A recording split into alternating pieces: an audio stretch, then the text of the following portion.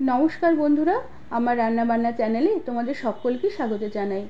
আজ আমি সর্ষে নারকেল বাটা দিয়ে দুর্দান্ত স্বাদের একটি নিরামিষ লাউয়ের তরকারি রেসিপি বানাবো। সাথে অল্প করে একটু ডালের বড়ি ভেজে ছড়িয়ে দেব।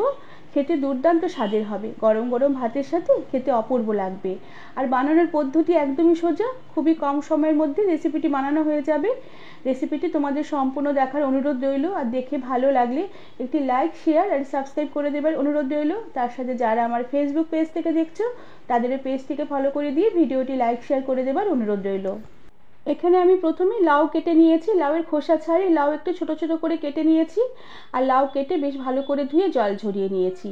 লাউ ধুয়ে বেশ ভালো করে জল ঝরিয়ে নিতে হবে। লাউ কড়াতে দেওয়ার সাথে সাথে লাউ থেকে প্রচুর জল বেরোবে আর রান্না করতেও সময় লাগবে, তাই লাউ ধুয়ে বেশ ভালো করে জল ঝরিয়ে নিয়ে রান্না করতে হবে। এরপরে কড়া বেশ ভালো করে গরম করে নিয়ে কড়াতে সামান্য পরিমাণে তেল দিয়েছি। তেল বেশ গরম হয়ে উঠলে আমি কয়েকটা ডালের বড়ি আমি ভেজে নেব প্রথমে, এর জন্য কয়েকটা ডালের বড়ি এই তেলে দিয়ে দিলাম। আর রান্না শুরুর আগে ডালের বড়িগুলো ভেজে নিলে তেলের মধ্যে ডালের বড়ির গন্ধটা বেশ মিশে যাবে আর রেসিপিটি খেতেও বেশ একটু ভালো লাগবে। বড়ি ভাজা হয়ে গেলে বড়িগুলোকে কড়া থেকে উঠিয়ে নিয়ে ওই তেলেই আমি একটি তেজপাতা, শুকনো লঙ্কা ফোড়ন দিলাম। এবার শুকনো লঙ্কা তেজপাতা একটু নেড়ে চেড়ে নেব। শুকনো লঙ্কাটা একটু ভাজা ভাজা হয়ে এলে আমি খানিকটা কালো জিরে ফোড়ন দিলাম। এবার সমস্ত ফোড়নগুলোকে কালো জিরের সাথে একসাথে নেড়ে চেড়ে নেব। কালো জিরে ফোড়নের খুব সুন্দর একটা সুগন্ধ বেরোলে আমি যে লাউ কেটে জল ঝরিয়ে রেখেছিলাম সেই জল ঝরিয়ে রাখা লাউ কড়াতে দিয়ে দিলাম। এবার লাউ কড়াতে একটু নেড়ে চেড়ে নেব। লাউতে দিয়ে দিলাম এরপরে পরিমাণ মতো নুন, আর সাথে দিয়ে দিলাম পরিমাণ মতো হলুদ গুঁড়ো। লাউতে আমি আগেই নুন দিয়ে দিলাম, কারণ লাউয়ের যে জল আছে সেই জলও বেরোবে, আর লাউতে নুন দেওয়ার জন্য লাউয়ের যে জল আছে সে সম্পূর্ণ জলটা বেরিয়ে আসবে। এতে লাউয়ের জলে লাউ সেদ্ধ হয়ে যাবে, আমি আলাদা করে আর লাউতে আর জল দেবো না। এই লাউয়ের জলে আমি লাউ রান্না করে নেব। এবার বেশ ভালো করে একটু নেড়ে চেড়ে দেবো। নেড়ে চেড়ে দিয়ে গ্যাসের আঁচ একটু কমিয়ে দেবো।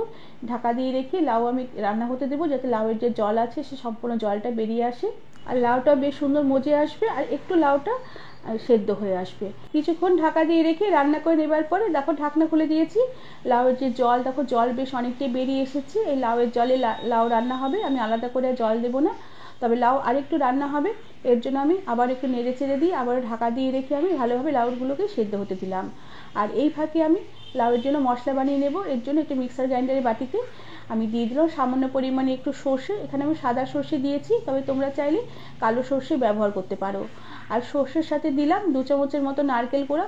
এখানে আমি শুকনো নারকেলের কোড়া দিয়েছি, তবে তোমরা চাইলে তাজা নারকেলের কোড়াও দিতে পারো। আর সাথে দিয়েছি ঝালের জন্য 2টো কাঁচা লঙ্কা। ঝালটা তোমরা তোমাদের নিজেদের রুচি অনুযায়ী দেবে, তবে এই তরকারিতে খুব একটা ঝাল ভালো লাগে না। লাউয়ের তরকারিতে একটু ঝাল কম হলে খেতে বেশ ভালো লাগে।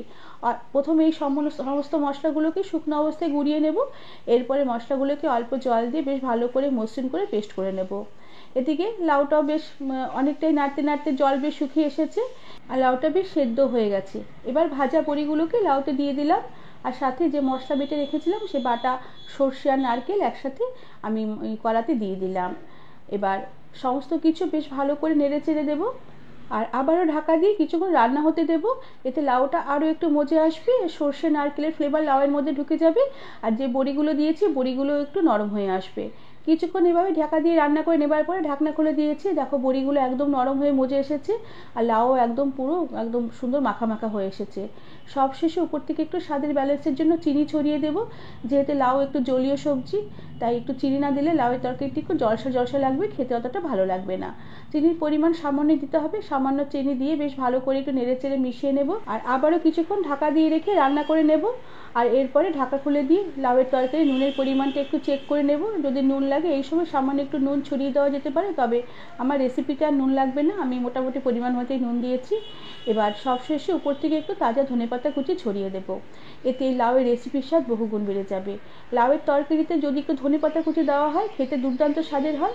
যেহেতু এখন শীতের শুরুর নতুন ধনেপাতা, তাই ধনেপাতার গন্ধটা খুব ভালো লাগে। যে কোনো রেসিপিতে ধনেপাতা একটু ছড়িয়ে দিলে খেতে বেশ অপূর্ব স্বাদের হবে।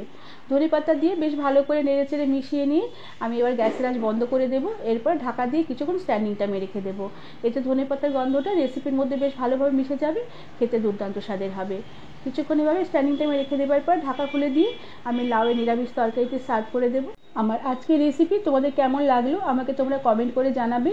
ভালো লাগলে একটি লাইক, শেয়ার, সাবস্ক্রাইব করে দেবার অনুরোধ রইল।